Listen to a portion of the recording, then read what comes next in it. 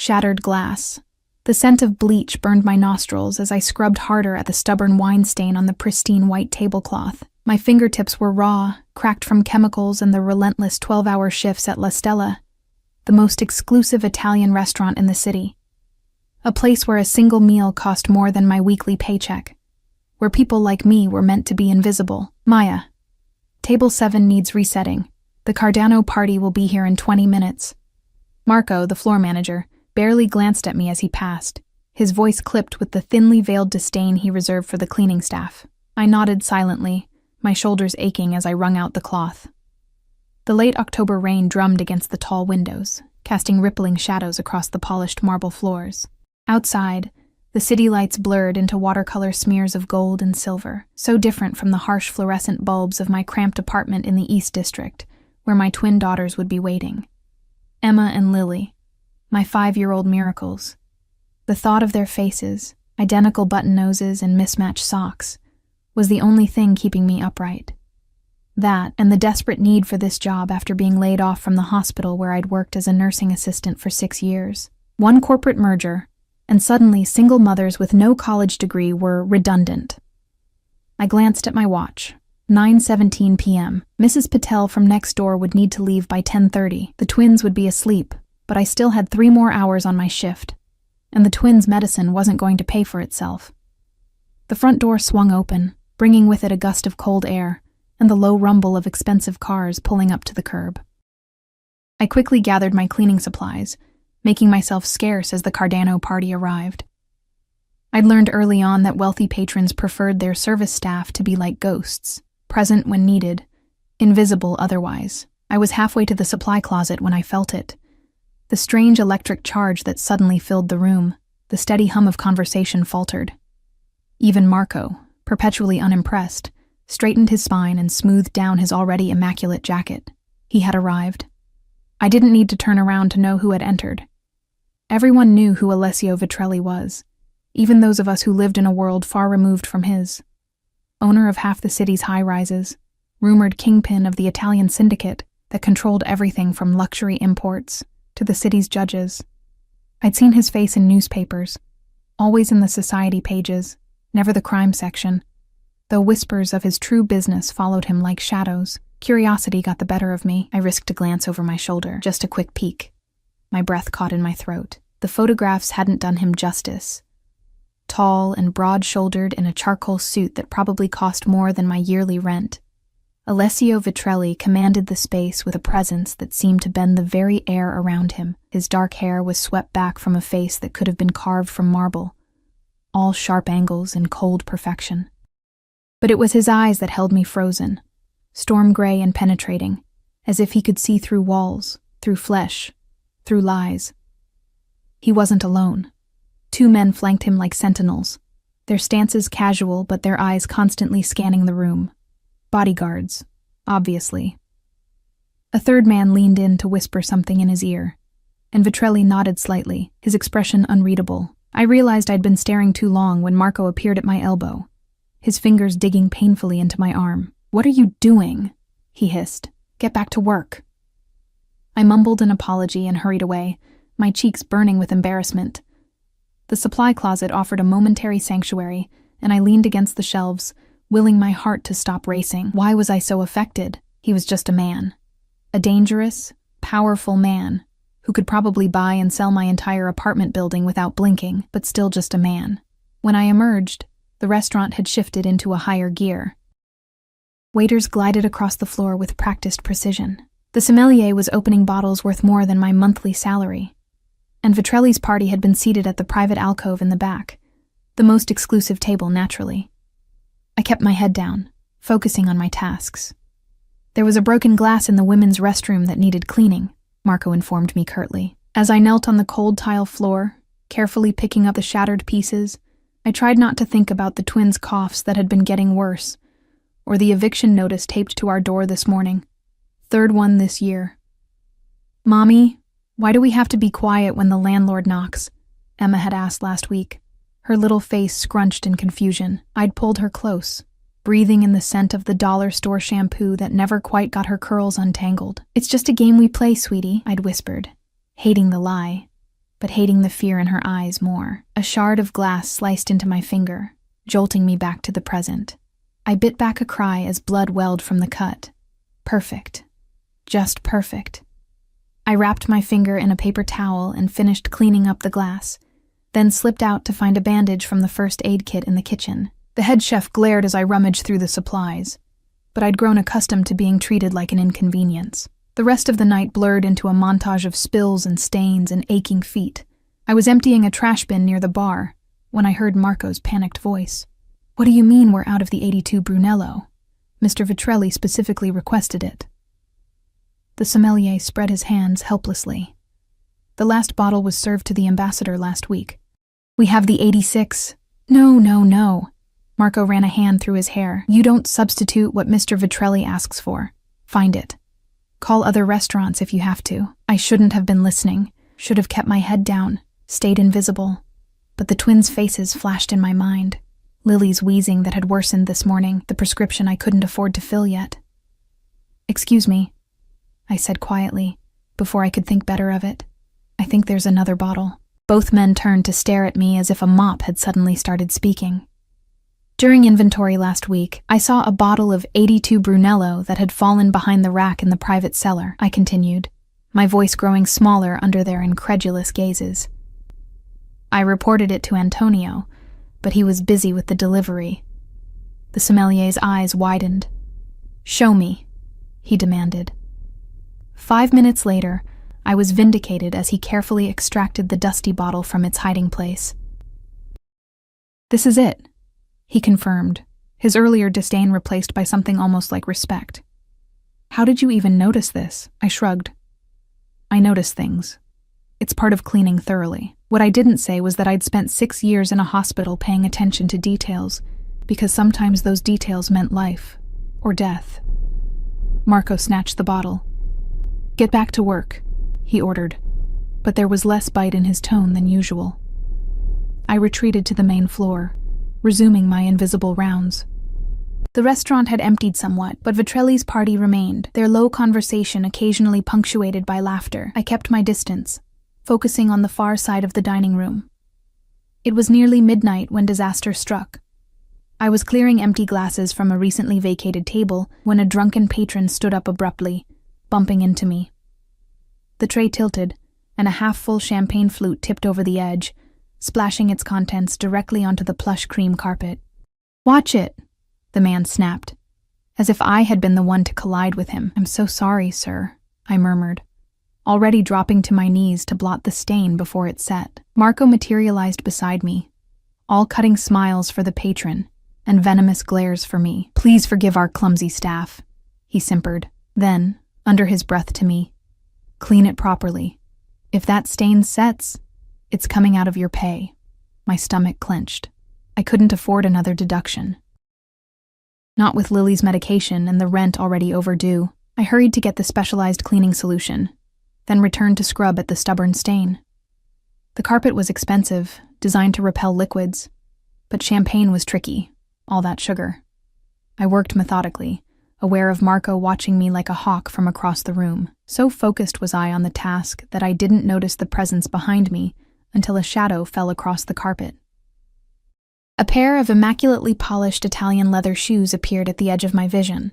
My gaze traveled upward, past the perfectly tailored trousers, the jacket that hung with the ease only true craftsmanship could achieve, to find myself looking directly into the storm-gray eyes of Alessio Vitrelli. This close, I could smell his cologne, something earthy and expensive, like aged wood and rare spices. My heart hammered against my ribs as he regarded me with cool interest, as one might observe an unusual insect. "You found my wine," he said, his voice a low rumble that seemed to vibrate through my bones. Not a question, but a statement. I swallowed hard. "I just remembered seeing it, sir." Something flickered in those gray depths. Amusement, perhaps. "Observant," he noted. "A valuable quality." Before I could respond, one of his bodyguards approached, leaning in to murmur something in his ear. Vitrelli's expression hardened imperceptibly, and he gave a curt nod. "We're leaving," he announced to no one in particular, though the staff seemed to materialize instantly to assist with coats and doors.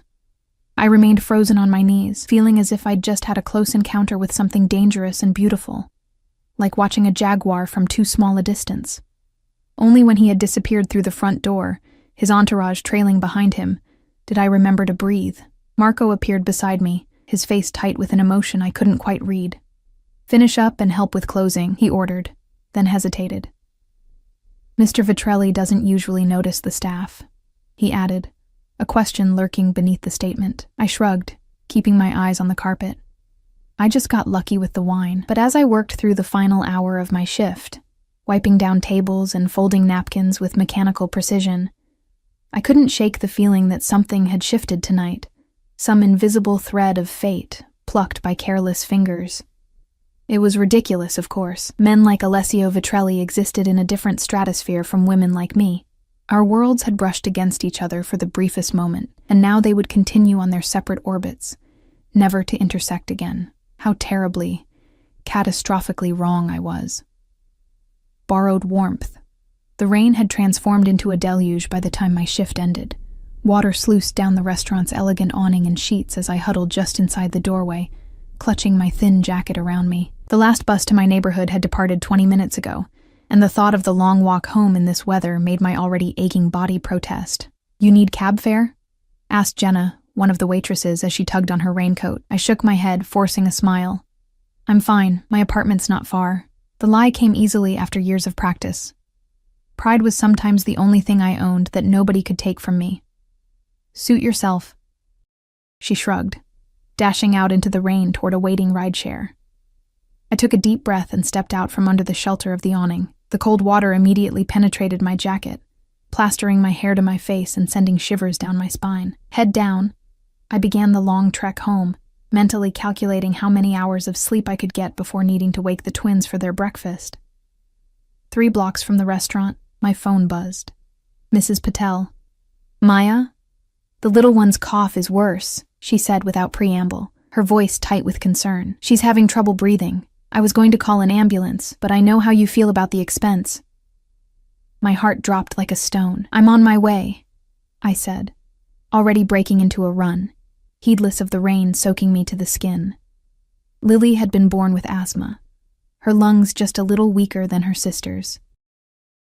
Usually, her inhaler was enough to manage it, but the change in seasons always made it worse, and the prescription for her stronger medication was sitting unfilled at the pharmacy because I'd had to choose between that and rent this month.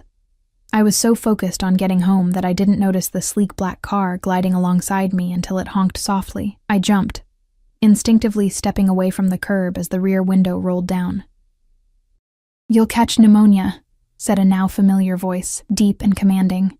Alessio Vitrelli sat in the back seat, regarding me with those penetrating gray eyes.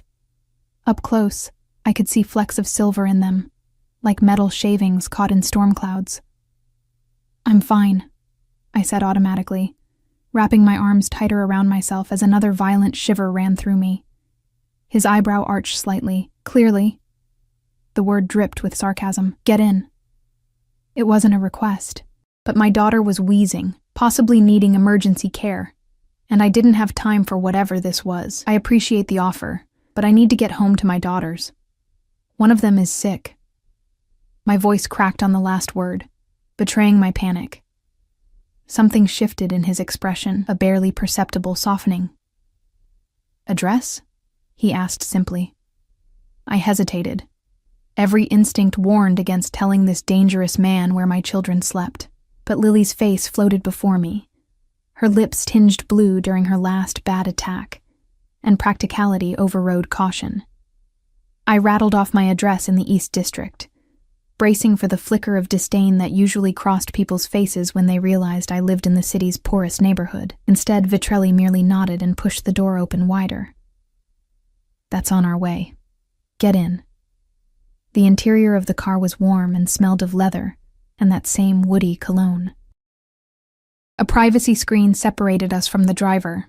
The other bodyguard, the one who'd whispered in Vitrelli's ear at the restaurant, sat in the front passenger seat, his broad shoulders visible through the tinted partition. I perched on the edge of the seat, hyper-aware of the water dripping from my clothes, onto what was undoubtedly handcrafted Italian leather. "Thank you," I murmured, keeping my eyes fixed on my trembling hands. "You're the wine girl," he said after a moment of silence, his voice contemplative. Despite everything, I almost smiled. "Is that my new title?" The corner of his mouth twitched. "You have a name, I assume." "Maya Reeves." He nodded, as if filing this information away. "Your daughter, what's wrong with her?" "Asthma. She's 5. I didn't know why I was telling him this. Perhaps it was the strange intimacy of the car, cocooned against the storm outside. Or perhaps it was simply that no one had asked me a direct question about my children in longer than I could remember. "Twins, you said, identical?" I blinked in surprise. "Yes. How did you—" "You mentioned daughters, plural, but referenced only one age." He shrugged, as if this deduction was obvious. "The sick one. What treatment does she need?" I twisted my hands in my lap. "Her inhaler isn't working well enough. She needs the stronger prescription, but I haven't been able to—" I trailed off, unwilling to admit my financial situation to this man who probably spent more on a single meal than I earned in a month, but he seemed to understand anyway. His jaw tightened almost imperceptibly. He pressed a button on his armrest. "Antonio, stop at the 24-hour pharmacy on 7th. The car changed direction smoothly. I stared at him, confused. "What are you doing?" "Solving a problem." His tone made it clear he wasn't accustomed to explaining himself. 20 minutes later, we pulled up outside my apartment building, a crumbling 5-story walk-up with graffiti-covered walls and a security door that hadn't locked properly since I moved in 3 years ago. The rain had eased to a steady drizzle, but rivers still ran along the gutters, carrying cigarette butts and candy wrappers toward clogged storm drains. In my lap was a bag containing not only Lily's prescription, filled without my insurance card or even a phone call to the doctor, just a few quiet words from Vitrelli to the pharmacist, but also a nebulizer machine and several additional medications the pharmacist had recommended. "I can't accept this," I'd protested in the store. "I can't pay you back." Vitrelli had simply walked away mid-sentence, leaving me clutching the bag as he completed whatever transaction had occurred with the wide-eyed pharmacist.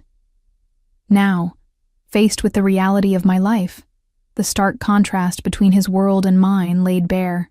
Shame burned in my cheeks. "Thank you for the ride, and for this." I clutched the pharmacy bag like a lifeline. I should go check on Lily. I reached for the door handle, but his voice stopped me. "Your building has no security." It wasn't a question. I sighed. "The landlord keeps promising to fix the door." His expression darkened. "And your apartment?" "3rd floor." "Look, I really appreciate everything, but I need to— I'm coming up." Again, not a request. Panic fluttered in my chest. "That's really not necessary. It wasn't an offer, Maya." My name in his mouth sounded different somehow, weighted with an authority that brooked no argument. Before I could protest further, he was out of the car, holding the door open for me. Rain beaded on his expensive wool coat, but he seemed indifferent to it. The bodyguard from the front seat materialized beside him, scanning the street with practiced efficiency. "Domenico stays with the car," Vitrelli explained, nodding toward the driver. "Stefano comes with us." I wanted to argue, to tell this presumptuous man that he couldn't just insert himself into my life, but Lily's wheezing cough echoed in my memory, and I swallowed my pride. If nothing else, Stefano looked strong enough to carry her to the car if we needed to go to the hospital. The stairwell smelled of damp concrete and someone's overcooked cabbage. A flickering fluorescent light cast sickly shadows as we climbed, making me acutely aware of every piece of peeling paint, every cracked tile. I'd long since stopped noticing these things, but seeing my daily environment through a stranger's eyes, especially one accustomed to luxury, made my throat tight with humiliation. Mrs. Patel's door opened before we reached the 3rd floor. She poked her head out, her silver-streaked hair in a hasty bun, concern etched on her kind face. "Maya, thank goodness. She's been asking for you." Her eyes widened as she registered my companions. "Oh. It's okay, Mrs. Patel. This is—" I faltered, unsure how to introduce Alessio Vitrelli. My boss? My benefactor? The Mafia kingpin who bought my daughter's medicine? "A friend," he supplied smoothly, his voice warmer than I'd heard it before. He extended his hand to my neighbor, Alessio. "Thank you for looking after Maya's daughters." Mrs. Patel blushed like a schoolgirl as she shook his hand. Of course. Such sweet girls. I've moved them to your apartment, Maya." Lily seemed more comfortable in her own bed. I thanked her profusely, promising to bring her famous coconut cookies from the bakery near the restaurant, then hurried the remaining few steps to my door. The lock stuck, as it always did, requiring a specific jiggle and lift maneuver that I performed automatically. My apartment was small, one bedroom that I shared with the twins, a bathroom with temperamental plumbing, and a combined living room or kitchen area that I'd done my best to make cheerful with secondhand furniture and bright throw pillows. What it lacked in space and modern amenities, it made up for in cleanliness. I might not have much, but what I had was well cared for. The twins' artwork covered the refrigerator. A bookshelf overflowed with library books and yard sale finds. A collection of pine cones and pretty rocks, treasures from our Sunday walks in the park, lined the windowsill. It wasn't much, but it was ours. "Mommy?" A small voice called from the bedroom. "I'm here, baby," I answered, rushing toward the sound, pharmacy bag clutched tightly. The twins were curled together on the queen bed we all shared, two dark heads on the same pillow. Despite being identical, I could always tell them apart instantly. Emma sat up when I entered, her eyes wide with worry. Beside her, Lily's chest rose and fell with labored breaths, each inhalation a visible struggle. She kept saying her chest was tight, Emma reported solemnly, taking her role as the healthy twin very seriously. I sat on the edge of the bed, brushing damp hair from Lily's forehead. Her skin was clammy, and there was a faint bluish tinge around her lips that sent fear stabbing through me. "Mommy's here now," I murmured, already unpacking the nebulizer with shaking hands. "We're going to make you feel better." I was so focused on assembling the machine that I barely registered Vitrelli's presence until he knelt beside me, taking the nebulizer parts from my trembling fingers. "Let me," he said quietly, his large hands moving with surprising dexterity as he connected tubes and poured medication. I stared at him, bewildered by the incongruity of this powerful, dangerous man, assembling a child's breathing machine on my threadbare carpet. "My nephew has asthma," he explained, not looking up. "Go change out of those wet clothes before you get sick too. I'll finish this." Too exhausted and worried to argue, I grabbed dry clothes and ducked into the bathroom. When I emerged in sweatpants and a faded t-shirt, the nebulizer was running, its gentle hum filling the small bedroom. Lily sat propped against pillows, the mask over her nose and mouth, her breathing already easier. Emma had nestled against her side protectively. Even more surprisingly, Vitrelli sat on the edge of the bed, his suit jacket and tie removed, shirt sleeves rolled up to his elbows, revealing corded forearms dusted with dark hair. He was showing the girls something on his phone, a game or video that had even Lily smiling behind her mask. Emma looked up as I entered. "Mommy, Mr. Al says we can have pizza tomorrow. Real pizza from a restaurant, not frozen." "Does he now?" I raised an eyebrow at Vitrelli, who met my gaze unapologetically. "I also said only if Mommy agrees," he amended, the corner of his mouth lifting in what might have been the beginning of a smile. I should have been alarmed by how quickly he'd ingratiated himself with my children. I should have been wary of his motives, suspicious of his generosity. But in that moment, seeing Lily's breathing ease and the worry fade from Emma's small face, I could only feel grateful. "We'll see," I hedged, sitting on Lily's other side and taking her small hand in mine. "How are you feeling, Sweet Pea?" She gave me a thumbs up, her eyes already drooping as the medication took effect, and the adrenaline of fear receded. "The medication will make her sleepy," Vitrelli said softly. "She should keep the mask on for at least 10 minutes. I nodded, gently stroking Lily's hair as her breathing deepened. Emma, never one to be left out, crawled into my lap, her small body warm against mine. "You're all wet, Mommy," she complained, poking at my still damp hair. "It's raining," I explained, dropping a kiss on top of her head. "You should have taken an umbrella," she said with the absolute certainty of a 5-year-old. Vitrelli made a sound that might have been a chuckle. "Smart girl," Emma beamed at the praise, then yawned widely, her own eyelids growing heavy. It was well past midnight, hours after their usual bedtime. "Shall I take the mask when she's done?" Vitrelli asked, his voice low. "You look like you need rest too." I nodded gratefully, suddenly aware of the bone-deep exhaustion weighing me down. The adrenaline that had carried me through the evening was dissipating rapidly, leaving me hollow and drained. The last thing I remembered was leaning back against the headboard, Emma's warm weight against my chest, Lily's hand in mine, and Vitrelli's steady presence keeping watch over us all. I woke to sunlight streaming through the curtains I'd forgotten to close. For a moment, I was disoriented. I never slept past dawn, always up before the twins to prepare for the day. Then the events of the night before came rushing back. The rain, the car, Lily's wheezing, Vitrelli. I sat up abruptly. The twins weren't in bed beside me. Panic jolted through me as I scrambled to my feet, nearly tripping in my haste. "Emma? Lily?" I called, rushing into the living room. The scene that greeted me stopped me in my tracks. My daughters sat at the small kitchen table, giggling as they ate what appeared to be freshly delivered breakfast. Not cereal from a box, but proper croissants and fruit arranged on plates I didn't recognize. And there, leaning against the counter with a mug of coffee in his hand, was Alessio Vitrelli. He'd changed clothes, now wearing a fresh navy shirt and black trousers that still screamed money and power, but were more casual than last night's suit. His dark hair was slightly damp, as if he'd recently showered. "Good morning," he said, his deep voice rumbling through the small space. "Coffee?" I stared at him, speechless. Stefano, the bodyguard, sat by the door, his large frame making my second-hand armchair look like dollhouse furniture. He nodded respectfully in my direction. "Mommy," Emma exclaimed. "Look, we got fancy breakfast, and Mr.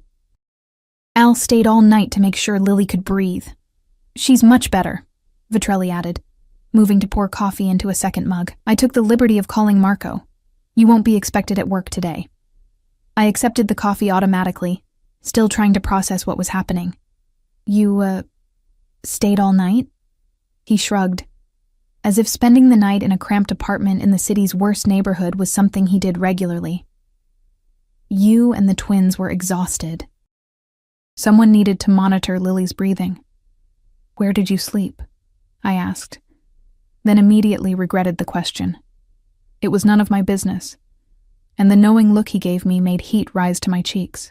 "The couch is surprisingly comfortable," he replied, amusement evident in his tone. I looked over at the twins, who were happily demolishing their breakfast, apparently completely at ease with the situation.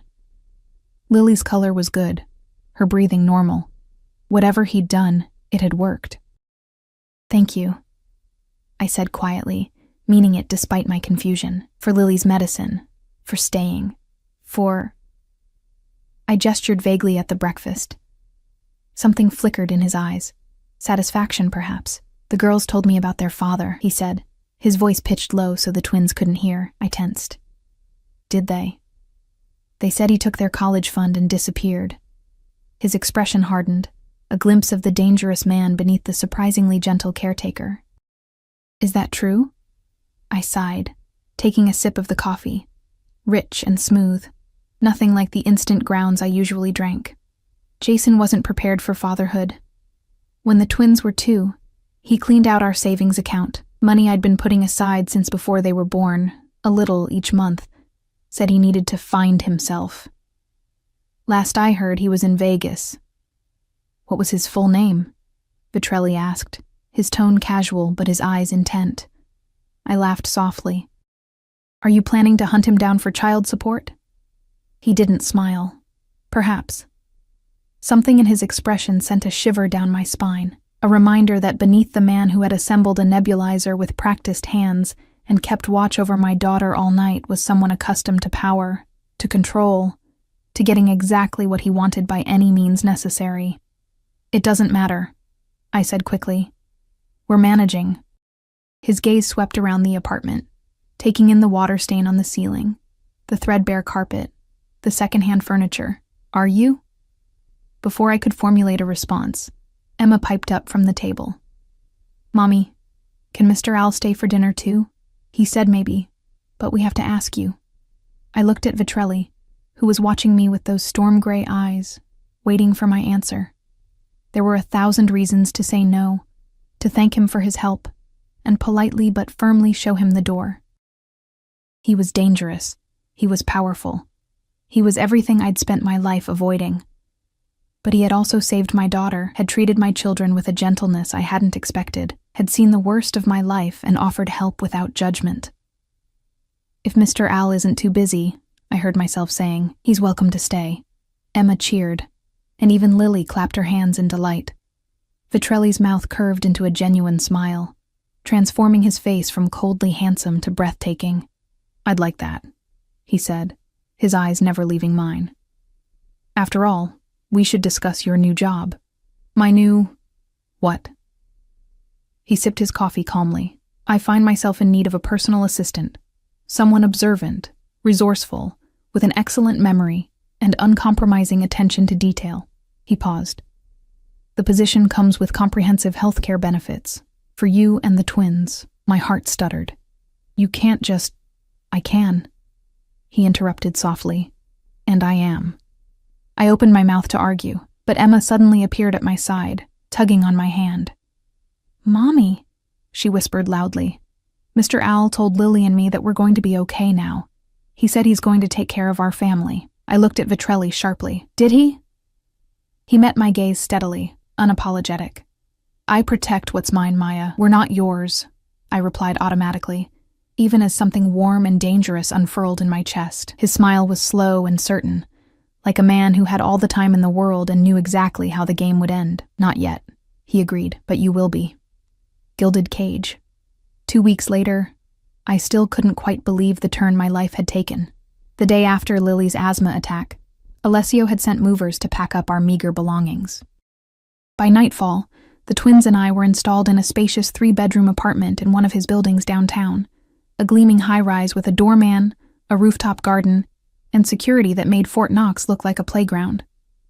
My protests had fallen on deaf ears. "It's closer to their new school," he'd said simply, as if moving us into an apartment that probably cost more per month than I made in a year was the most reasonable solution to a long commute. The new job turned out to be exactly what he'd described. I was his personal assistant, managing his schedule, handling correspondence, and generally keeping his chaotic business life in order. What he hadn't mentioned was the salary, triple what I'd made at the restaurant, or that the position came with a driver who took the twins to and from their new private school while I worked at Alessio's downtown office. I'd tried to refuse, of course. "I can't accept all this," I'd insisted, as he showed me around the apartment, the twins racing from room to room with excited squeals. "It's too much." He'd given me that look, the one that made my insides quiver. "Would you prefer your daughters remain in an unsafe building with inadequate heat and a landlord who ignores repair requests?" His voice had been soft, but the steel beneath was unmistakable. "Would you prefer Lily continue to struggle for breath because you can't afford her medication?" Put that way, my objections seemed like foolish pride. And so I'd accepted.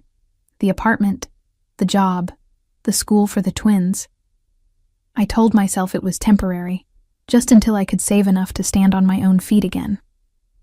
The lie was becoming harder to maintain with each passing day. "You look tired," Alessio commented, as he strode into his office, impeccable as always in a charcoal suit that emphasized the breadth of his shoulders. "Did Lily have trouble sleeping again?" I glanced up from the correspondence I was sorting. "Just a small coughing fit around midnight. The humidifier helped." He frowned, checking his watch. "Did you call Dr. Mercer?" "First thing this morning. He's stopping by the apartment at 6 to check on her." I hesitated. "You don't need to come. I'm sure you have more important things to do." Alessio's expression hardened almost imperceptibly. "Nothing is more important." The finality in his tone left no room for argument. It was moments like these that confused me most. The fierce protectiveness he displayed toward the twins.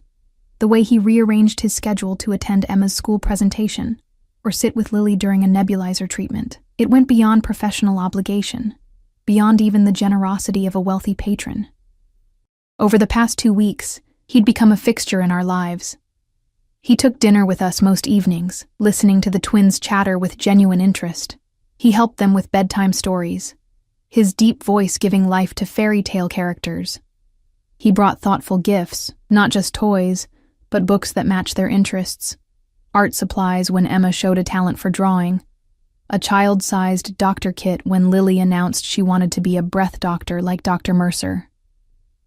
I told myself he was simply a man with resources who enjoyed helping people in need, but the way his eyes followed me when I moved around the apartment, the brush of his fingers against mine when he handed me coffee in the mornings, the low timbre of his voice when we spoke after the twins were asleep.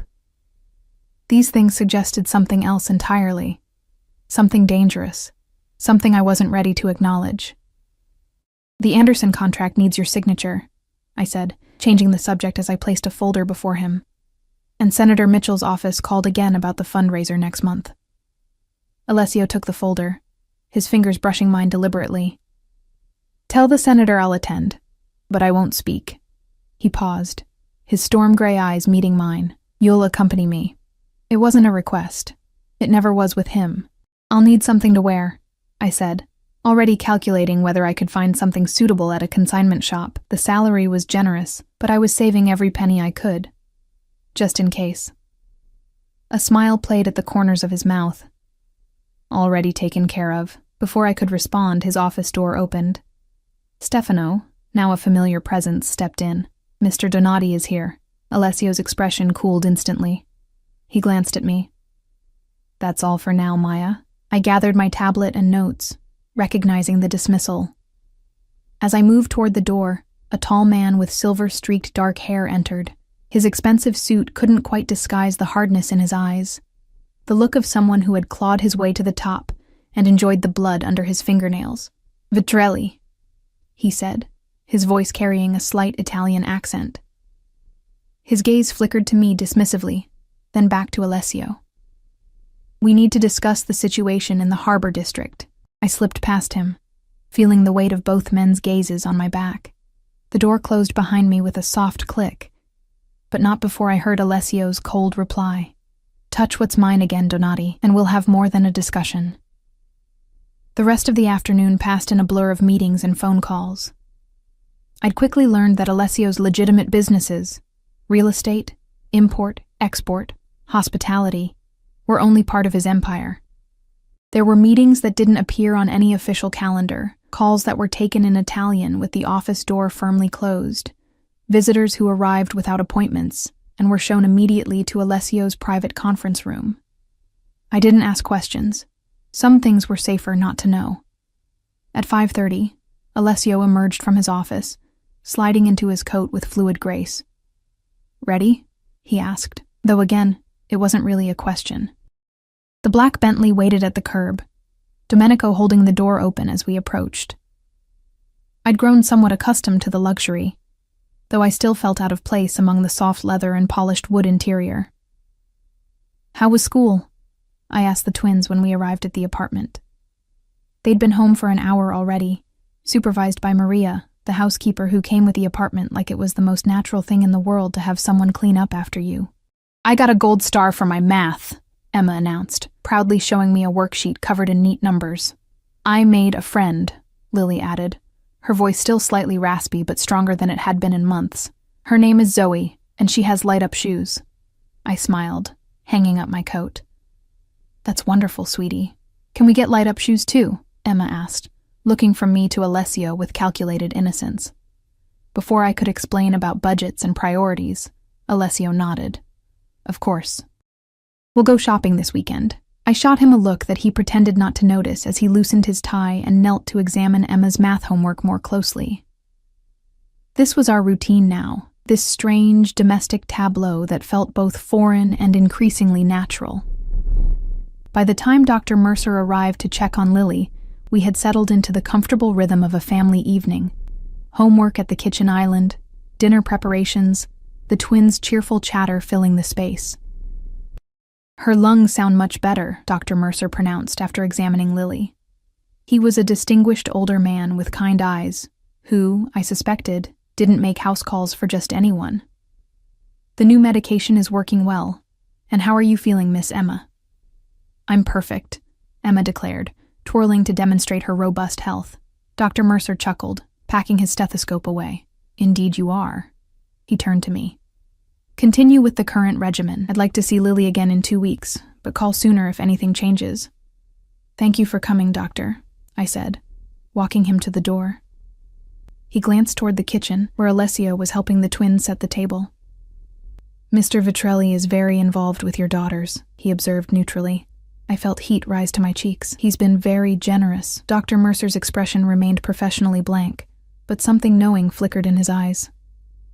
I've known Alessio for many years, Maya.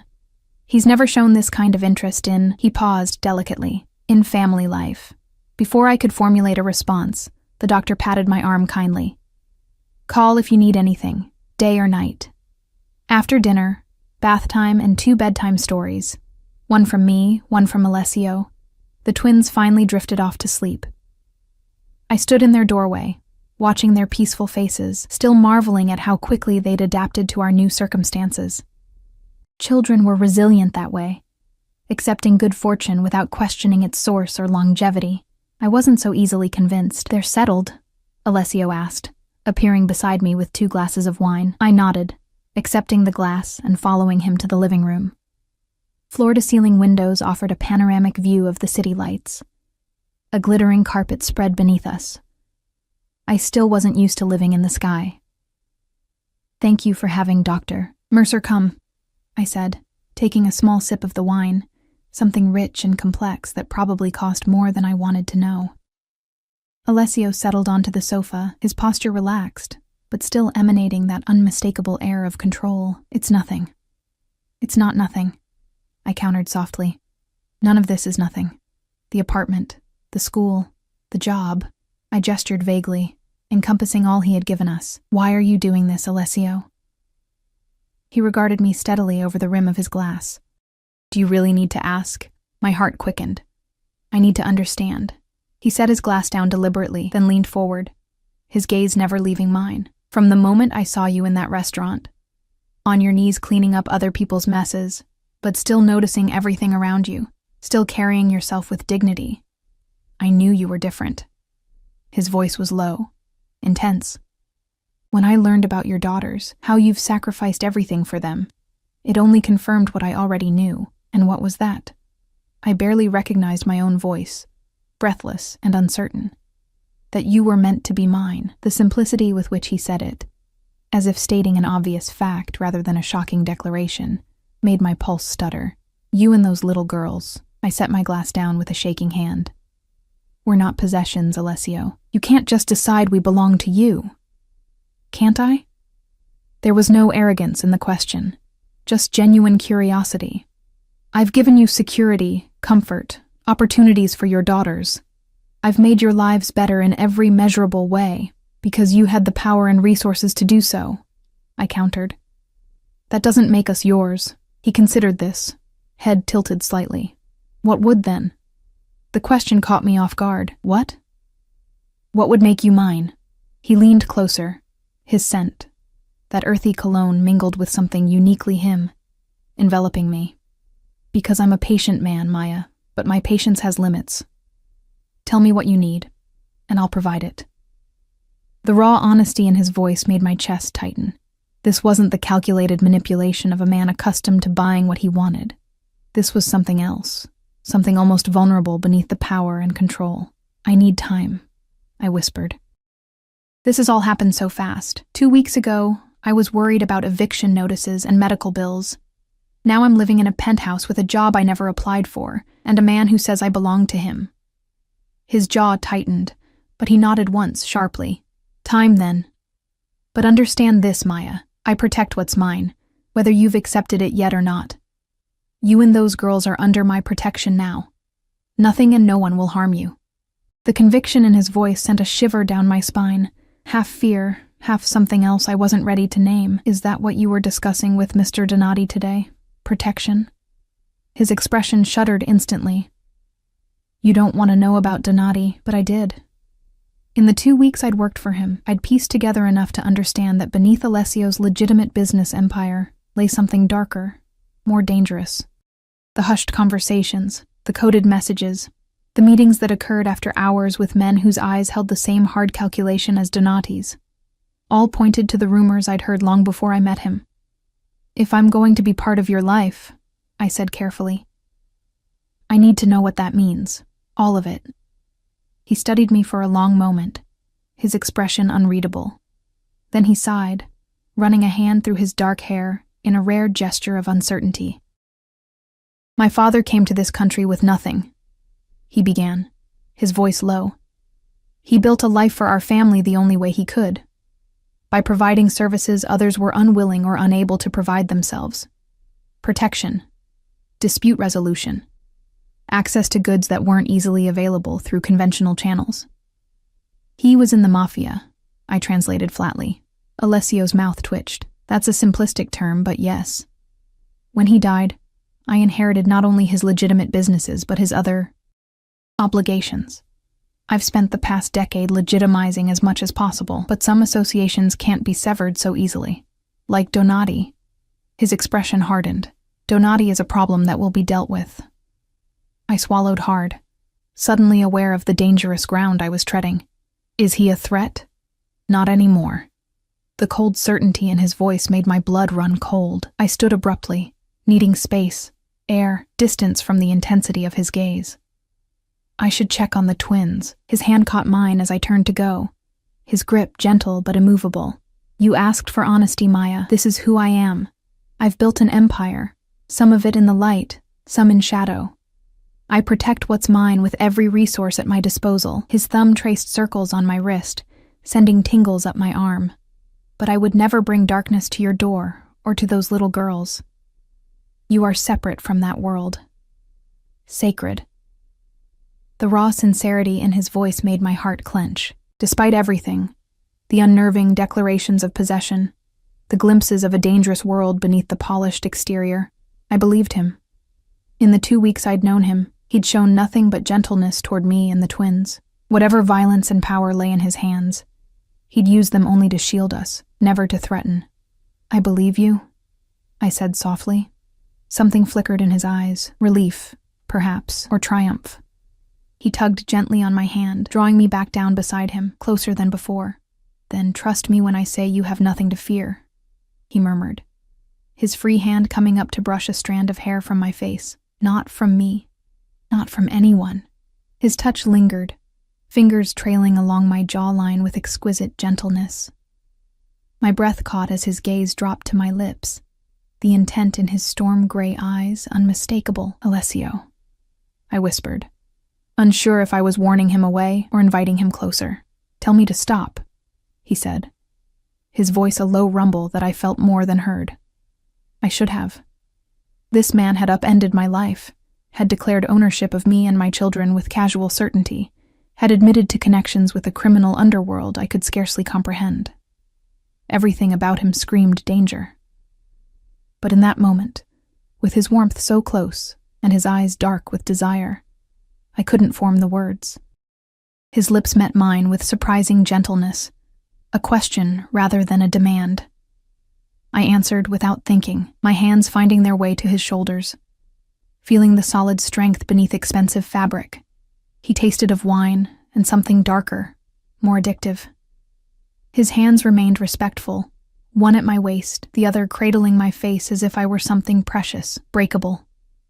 When we finally parted, both breathing harder, he rested his forehead against mine. "You see," he murmured. "Already mine." Reality crashed back like a cold wave. I pulled away, shaken by how easily I'd fallen under his spell. "That doesn't mean what you think it means." Instead of anger, his expression held only patient certainty. "It means exactly what I think. You're fighting it because you're afraid. Not of me, but of depending on someone after being alone for so long." His hand found mine again, fingers intertwining. "But you're not alone anymore, Maya. And you never will be again." The promise in his words terrified and tempted me in equal measure. Before I could respond, my phone buzzed with a text message. I glanced at it automatically, then froze. The number was unfamiliar, but the message sent ice through my veins. "Does Vitrelli know the truth about the twins' father? Would be a shame if he found out, wouldn't it? Maybe we should talk. J. Jason." It had to be. But how had he found me? And what did he mean about the truth? "What is it?" Alessio asked, instantly alert to my distress. I forced a smile, turning off the screen. "Nothing important. Just a reminder about a school form for the twins." He studied me for a moment, clearly not believing me, but didn't press. "It's getting late. You should rest." I nodded, grateful for the reprieve. "Good night, Alessio." He caught my hand as I stood, bringing it to his lips in a gesture that shouldn't have felt so intimate. Sweet dreams, Maya. That night, I lay awake long after the apartment had gone quiet, staring at the message on my phone. Jason had been out of our lives for 3 years. Why resurface now? And how had he even known about Alessio? The sick feeling in my stomach intensified as I considered the implications. If Jason was back, if he started making demands or threats, everything I'd built for the twins could come crashing down. Worse, if Alessio discovered the secret I'd kept hidden for 5 years, his protection might vanish as quickly as it had appeared, because the truth was, Jason wasn't just some boyfriend who'd stolen our savings and disappeared. He was the twins' father on paper only. The real father was a man I'd met just once. A wealthy businessman passing through town who'd bought me a drink, then another, then invited me back to his hotel. I'd been young, naive, desperate for one night of feeling special instead of invisible. I never told him about the pregnancy, never tried to find him. The twins were mine, and mine alone. But now, with Jason's threatening message burning a hole in my phone and Alessio's possessive declaration echoing in my ears, I wondered how long I could keep my secrets buried, and what would happen when they inevitably came to light. As if summoned by my thoughts, a soft knock sounded at my bedroom door. I hastily wiped away tears I hadn't realized I'd shed and called, "Come in." The door opened to reveal Alessio, still fully dressed despite the late hour. His expression was troubled, his usual composure fractured by something that looked almost like uncertainty. "You're crying," he observed, moving to sit on the edge of my bed without invitation. "Tell me why." It wasn't a request. With him, it never was. "Just overwhelmed," I said, the half-truth sticking in my throat. His eyes, silver in the dim light from the hallway, studied me with unsettling intensity. "There's more." I looked away, unable to meet his gaze. "Alessio, please. It's late and I'm tired." His hand caught my chin, gently but firmly turning my face back to his. "No more secrets between us, Maya. Not now, not after tonight. One kiss." And he thought he had the right to all my truths. The presumption would have angered me if not for the genuine concern in his eyes. "Some secrets are mine to keep," I whispered. His jaw tightened. "Not from me. Not anymore." We stared at each other in the half-darkness, locked in a silent battle of wills. I knew, with bone-deep certainty, that this was a defining moment, that whatever I chose to reveal or conceal would shape everything that followed. In the end, it was the memory of his gentleness with the twins that decided me. Whatever else Alessio Vitrelli might be, he had shown nothing but care for my daughters. They deserved stability, protection, the security he offered. And if that meant risking his rejection of me, it was a price I had to pay. "Jason texted me tonight," I said finally, my voice barely audible. "He's threatening to tell you the truth about the twins' father." Alessio went very still, his expression unreadable. "And what truth would that be?" I took a deep breath, closing my eyes against the tears that threatened again. That he's not their biological father. That no one is. At least, no one who's been in their lives. When I dared to look at him again, his face was like stone. "Explain." "The loneliness after my mother died. The night in the hotel bar, the handsome stranger whose name I barely remembered, whose face had blurred in my memory, until all that remained was the kindness in his eyes when he'd kissed me goodbye in the morning. I never told him," I finished, my voice hoarse from emotion. "When I found out I was pregnant, I was alone. Then I met Jason, and he seemed so excited about the babies. He signed the birth certificates, promised we'd be a family. I wanted to believe him. Throughout my confession, Alessio remained motionless, his expression revealing nothing of his thoughts. When I finally fell silent, the weight of his judgment seemed to press on my chest until I could barely breathe. "So Jason is leveraging this information. he said at last, his voice controlled, dangerously soft, threatening to tell me the twins aren't his biological children, as if that would change how I feel about them. A muscle ticked in his jaw, as if I wouldn't still consider them mine. My head snapped up, hope fluttering weakly in my chest. You're not angry? At you? For what? For being alone and vulnerable? For wanting to give your daughters a father? He shook his head, his expression softening. No, Maya, I'm not angry at you, but at Jason. A cold smile curved his lips. Jason has made a grave miscalculation. One he'll regret. A chill ran down my spine. Alessio, don't what? Don't protect what's mine? Don't eliminate a threat to my family? His voice was deadly calm. I told you who I am, Maya. I don't make empty threats, and I don't tolerate those who threaten what belongs to me. The twins and I don't belong to you, I protested weakly, though the words sounded hollow even to my own ears. His smile widened, showing teeth. Lie to yourself if you must, but don't lie to me. He reached out, his fingers tracing the curve of my cheek with devastating gentleness. You became mine the moment I saw you in that restaurant. The twins became mine the night I sat by Lily's bed, watching her breathe, and nothing, not Jason, not your past, nothing, will change that. The conviction in his voice should have frightened me. Instead, it filled a hollow space in my chest I hadn't realized was there, a space carved by years of struggling alone, of having no one to depend on but myself. What are you going to do? I asked, not sure I wanted the answer. Don't concern yourself with Jason, he said, his tone making it clear the subject was closed. He won't trouble you again. He stood, towering over me in the darkness. Try to sleep. Tomorrow is Saturday. We promised the girls light-up shoes, remember? The casual shift from veiled threats to domestic plans left me reeling. Before I could respond, he bent down and pressed a kiss to my forehead, his lips lingering against my skin. Sleep well, Maya, he murmured. You're safe now, all of you. As he moved to the door, I found my voice. Alessio? He paused, looking back. Thank you, I said softly. For still wanting you? He finished, his voice a low rumble in the darkness. Never doubt that, Maya. Never. After he left, I lay awake, staring at the ceiling. I should have been terrified by his casual references to eliminating Jason, by his unwavering certainty that we belonged to him. I should have been planning our escape from this gilded cage he'd built around us.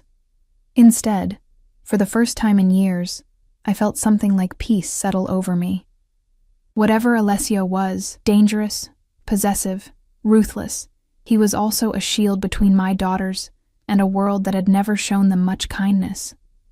And perhaps, whispered a treacherous voice in my heart, he could be a shield for me too. The last thought before sleep claimed me was simple, startling in its clarity. I was falling for a man who called himself owner, when what he meant was protector, and God help me, I was beginning to think they might be the same thing after all. Claimed. The next 3 months passed in a blur of domesticity, interspersed with moments that reminded me exactly who Alessio Vitrelli was. We settled into a routine that felt surreal in its normalcy. Weekday mornings were a cheerful chaos of breakfast preparations, school bags, and last-minute permission slips. Weekends brought outings to parks, museums, and the occasional movie, Stefano and Domenico always discreetly present but never intruding. Evenings were filled with homework, dinner conversations, and bedtime stories. I continued working as Alessio's assistant, gradually taking on more responsibilities as I proved my competence. The work was challenging but fulfilling, organizing his legitimate business affairs while carefully avoiding any knowledge of the other side of his empire. He never brought that darkness home, never discussed it in my presence, maintaining the careful separation he'd promised. As for Jason, he'd gone silent after that single text message. When I'd hesitantly asked Alessio what had happened, he'd simply said, "He won't be contacting you again," in a tone that discouraged further questions. I tried not to think about what that might mean. And then there was Alessio himself, the growing complication in my carefully ordered life. After our kiss that night, he hadn't pushed for more, seemingly content to integrate himself into our family at a pace that wouldn't overwhelm me. He was patient but persistent, his intentions clear in every lingering touch, every heated glance, every domestic decision made with an assumption of permanence. "Lily needs a follow-up with Dr. Weber next month," he'd say. Or, "I've arranged swimming lessons for the girls this summer." Or, "The school's winter gala is on our calendar." Our calendar. Our family. Our life together. The language of possession and belonging slipped into everyday conversation so naturally I barely noticed it anymore. What I did notice was how he'd begun staying over more frequently. First on the sofa, then eventually in my bed. Though he'd been surprisingly restrained, limiting our intimacy to heated kisses and embraces that left me frustrated and yearning for more. When I'd questioned his restraint, he'd simply smiled that knowing smile. "When it happens," he'd murmured against my neck, "it won't be a half measure taken in haste. It will be a claiming, Maya, and you'll be fully mine, with no reservations, no doubts." The promise had sent shivers down my spine, equal parts anticipation and trepidation. It was on a crisp December morning with snow falling gently outside our windows that everything changed.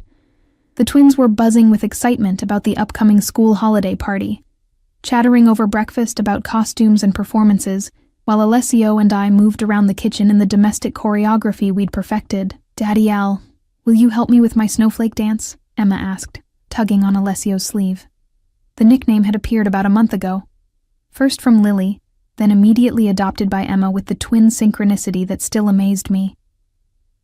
I'd tried to redirect them at first, worried about Alessio's reaction, but he'd welcomed it with such obvious pleasure that I'd stopped trying to correct them. "Of course, Piccola," he replied, dropping a kiss on her head. "After school today." "You promised to help me with my lines too," Lily reminded him, not to be outdone. "I remember," he assured her solemnly. "We'll practice both." The domestic scene was so perfect it made my chest ache. This was what I'd always wanted for them. Stability, security, a father figure who adored them. Yet beneath the contentment lurked the constant awareness that it all balanced on Alessio's continued interest, his continued desire to claim us as his own. The doorbell rang, interrupting my thoughts. "That's Stefano," Alessio said, glancing at his watch. "Time for school, little ones."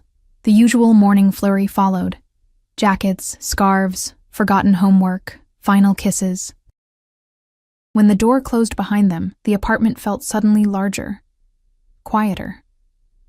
Alessio turned to me, his expression shifting from doting father to something more intense.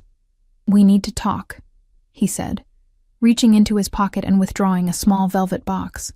My heart stuttered to a halt, then resumed at double speed. "Alessio." He placed the box on the kitchen island between us, making no move to open it. "3 months ago, I told you that you and the twins were mine.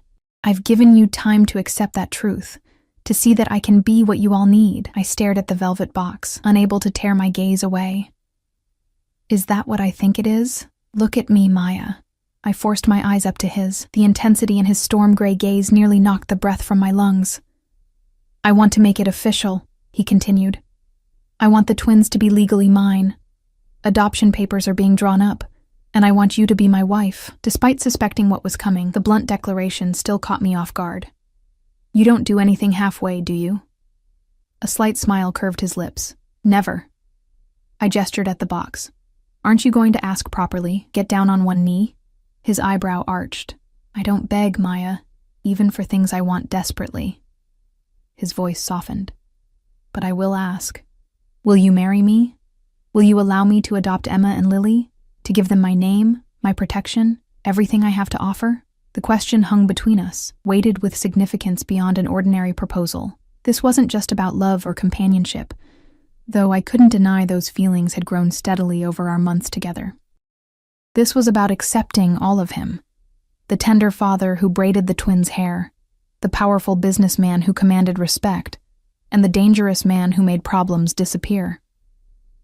"If I say yes," I began carefully, "I need promises from you." His expression remained impassive, but I'd learned to read the minute changes, the slight tightening around his eyes that indicated wariness. "What promises?" "The twins must always be shielded from your other business. Completely." He inclined his head. That was never in question. I won't be involved in anything illegal. I won't turn a blind eye if you ever put them at risk through your connections. Their safety is my highest priority, he said, his voice hardening. I would die before allowing harm to come to them. Or to you. I took a deep breath. And I need to know what happened to Jason. This time his expression did change. A flash of something cold and deadly in his eyes before he controlled it. Why? Because I need to know what kind of man I'm agreeing to marry, I said steadily. What kind of father my daughters will have. Alessio was silent for a long moment, studying me with unsettling intensity. Finally, he sighed, running a hand through his dark hair. Jason is alive, if that's your concern, he said flatly. He's currently employed on an oil rig in the North Sea, a job that pays exceptionally well and will keep him occupied for the foreseeable future. He signed away any claim to the twins in exchange for the position, and a significant sum deposited in an offshore account. Relief washed through me. I'd feared much worse. You didn't kill him? Alessio's mouth twisted. He's not worth the complication. Besides, dead men sometimes leave messy questions. Living men who understand the consequences of crossing me are much more useful. The cold practicality in his voice reminded me of exactly who he was. Not just the man who read bedtime stories and attended school functions, but someone who calculated the strategic value of life and death with dispassionate precision. And if I say no? I asked quietly. To the proposal? To the adoption? What then? Something flashed in his eyes, pain, quickly masked. Then we continue as we are. I'm a patient man, Maya. The twins already think of me as their father. You're already in my bed, even if we haven't yet consummated what we both want. His voice dropped lower. I'm willing to wait for you to accept what's already true, that you're mine in every way that matters. The certainty in his voice should have angered me, but instead, it sent a thrill of something dangerous and heady through my veins. Over the past months, I'd come to understand that Alessio's possessiveness wasn't about control for its own sake. It was about protection, about cherishing what he considered precious. And somehow, against all odds, my daughters and I had become precious to one of the most dangerous men in the city. Open the box, he said softly. With trembling fingers, I lifted the velvet lid. Nestled inside was a ring that took my breath away, not for its obvious value, though the central diamond was certainly impressive, but for its thoughtful design. The diamond was embraced by two smaller stones, one pink and one blue, the twins' birthstones, and the band was engraved with delicate vines that reminded me of the botanical illustrations in the vintage book we'd found at a museum gift shop, the one that had made me pause with unexpected delight. He'd been paying attention. All this time, he'd been noticing the small details that made me who I was. It's beautiful, I whispered, emotion tightening my throat. Is that a yes? His voice remained steady, but I caught the flicker of vulnerability in his eyes. Perhaps the first time I'd seen genuine uncertainty from him. In that moment, the last of my resistance crumbled. This powerful, dangerous man who commanded an empire with unflinching authority was standing before me, waiting for my answer with something almost like fear in his eyes. He, who took what he wanted without hesitation, was asking for my consent to make official what he already considered fact. Yes, I said, the word both surrender and victory. Yes to all of it. The tension drained from his shoulders, replaced by a fierce joy that transformed his face. He took the ring from the box and slid it onto my finger with deliberate slowness, his eyes never leaving mine. Mine, he said softly. The word a caress and a claim. This time, I didn't argue. Yours. His kiss was different from the others we'd shared. Deeper, hungrier. The restraint of the past months finally breaking. His hands cradled my face with devastating tenderness, even as his mouth claimed mine with unmistakable possession. I melted into him, my body recognizing what my mind had been slow to accept, that I'd been his since that rainy night when he'd appeared in a black car like some dark guardian angel. When we finally broke apart, both breathing hard, he rested his forehead against mine. Tonight, he promised, his voice rough with desire. After the twins are asleep, no more waiting. The shiver that ran through me had nothing to do with fear and everything to do with anticipation. "Tonight?" I agreed. The day passed in a haze of ordinary tasks infused with extraordinary meaning. I accompanied Alessio to his office, fielded calls, organized his schedule, all while the weight of the ring on my finger reminded me of what awaited us. If his business associates noticed the new addition to my hand, they were too well trained to comment on it, though Stefano allowed himself a small smile when he caught sight of it. We picked the twins up from school together, their delighted squeals when they spotted us both waiting at the gate drawing indulgent smiles from other parents. They chatted excitedly all the way home, their holiday performance anxiety momentarily forgotten in the thrill of having both of us there. It was over dinner, homemade pasta that Alessio had insisted on preparing himself, a skill inherited from his Sicilian grandmother, that we shared our news. "Emma, Lily," Alessio began, his voice unusually gentle. "Your mother and I have something important to ask you." The twins looked up from their plates, curiosity bright in their identical dark eyes. "How would you feel if I officially became your daddy?" he asked. "If I adopted you and you had my last name?" Their reaction was immediate and enthusiastic. Emma launched herself from her chair to throw her arms around his neck, while Lily's eyes widened with delight. "Really?" Lily asked, looking to me for confirmation. "Forever and ever?" I nodded, my throat tight with emotion. "Forever and ever. And," Alessio continued, once Emma had settled back in her seat, "your mother has agreed to marry me. We're going to be a real family." "We're already a real family," Emma declared with 5-year-old certainty, "but now everyone else will know it too." Out of the mouths of babes. She was right, of course. Somewhere along the way, without official papers or ceremonies, we had become a family. The legal formalities would only confirm what was already true in our hearts. The rest of the evening passed in a blur of excitement as the twins peppered us with questions about the wedding, about their new last name, about whether we could get a puppy now that we were officially a family. Alessio's indulgent "we'll see" made me suspect a dog was in our near future. By the time we tucked them into bed, they were exhausted from the emotional day, drifting off to sleep almost immediately. I stood in their doorway, watching their peaceful faces, overwhelmed by how much had changed in just a few months. "Having second thoughts?" Alessio asked quietly, coming up behind me, his arms encircling my waist. I leaned back against his solid warmth. "No. Just marveling at how we got here. 6 months ago, I was cleaning tables and worrying about eviction notices. Now I'm engaged to one of the most powerful men in the city, and my daughters are going to have your name." His lips found the sensitive spot below my ear. "Our daughters," he corrected. "They've been ours since the night I sat by Lily's bed, watching her breathe."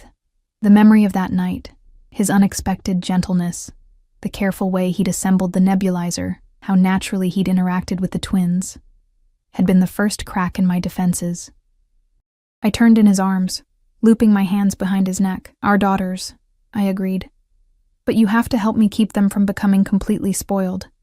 No more impulsive shopping sprees or surprise ponies." He grinned, unrepentant. "I make no promises, but I will consult you first. That's all I ask." His expression grew serious, his hands tightening on my waist. "Are you ready for tonight, Maya? For what it means?"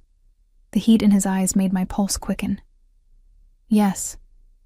"Once we do this, there's no going back," he warned softly. "You'll be mine completely, body, heart, future. I don't share what belongs to me and I don't let it go." The possessiveness in his voice should have alarmed me, but instead, it sent a thrill of anticipation down my spine. Over these months, I'd come to understand that Alessio's need to possess wasn't about control for its own sake. It was about protection, about cherishing what he valued above all else. "I understand," I whispered. His smile was slow and predatory. "Do you?" Before I could respond, he swept me into his arms with startling ease, carrying me toward the master bedroom. I wrapped my arms around his neck, breathless with anticipation and a strange sense of inevitability, as if every moment since that rainy night had been leading us here, to this claiming. The bedroom door closed behind us with a soft click, and Alessio set me gently on my feet. His eyes never left mine as he began unbuttoning his shirt with deliberate slowness. "Last chance to change your mind," he said, his voice rough with desire. In answer, I reached for the hem of my own sweater, pulling it over my head in one fluid motion. His eyes darkened as they took in the simple lace of my bra, his control visibly fraying. "No going back," I agreed softly, reaching for him. What followed was everything he'd promised, a claiming in the truest sense, his hands and mouth learning every inch of me with possessive thoroughness, his whispered Italian endearments and commands leaving me breathless. There was tenderness in his touch, but also an unmistakable ownership that should have frightened me, but instead drove me higher, until pleasure crested in waves that left me gasping his name. Afterward, as we lay tangled in sheets, my head on his chest and his fingers tracing patterns on my bare shoulder, he spoke the words I'd been waiting to hear. "I love you," he said simply. "You and the twins.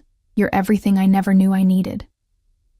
I lifted my head to look at him, finding unexpected vulnerability in his storm-gray eyes. "I love you too," I whispered, the truth of it settling into my bones. "Even though you're bossy and overprotective and impossibly stubborn." He laughed, the sound rumbling through his chest against my ear. "You wouldn't want me any other way." "No," I agreed, smiling. "I wouldn't." We fell into comfortable silence, the gentle rhythm of his heartbeat lulling me toward sleep. Just as I was drifting off, a small sound from the doorway caught my attention. Emma stood there in her favorite unicorn pajamas, her dark hair tousled from sleep, her eyes wide. "Emma?" I sat up quickly, clutching the sheet to my chest. "What's wrong, sweetie?" "Lily had a bad dream," she reported solemnly. "She's crying." Before I could move, Alessio was already out of bed, pulling on his discarded pants with efficient movements. "I'll check on her," he said, dropping a kiss on my forehead. "You rest." I watched as he scooped Emma into his arms, her small hands immediately wrapping around his neck with complete trust. He whispered something that made her giggle, then carried her back toward the twins' room with the easy confidence of a man who had found his place in the world. My fiancé, my daughter's father, a dangerous man to the rest of the world, but to us, a protector, a provider, a safe harbor. I settled back against the pillows, fingering the engagement ring that sparkled in the soft light from the bedside lamp. The path that had led us here was unconventional, to say the least. From a chance meeting in a restaurant to a rainy night rescue. From a mafia boss's unexpected kindness to a family forged in the most unlikely circumstances. 6 months ago, I'd been a single mother struggling to keep my daughters fed and housed, invisible to the world of power and privilege that Alessio inhabited.